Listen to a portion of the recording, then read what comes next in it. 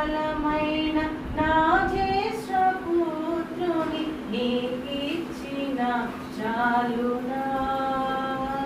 గర్భఫలమైన నా జ్యేష్ఠపుత్రుని నీకిచ్చిన చాలునా.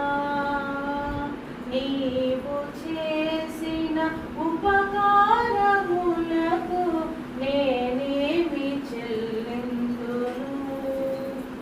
మరణ పాత్రుడనైయున్న నాకై మరణించితివి సిలువలో. మరణ పాత్రుడనైయున్న నాకై మరణించితివి సిలువలో. కరుణ చూపి నీ జీవ మార్గాన నడిపించుము యేసయ్యా. కరుణ చూపి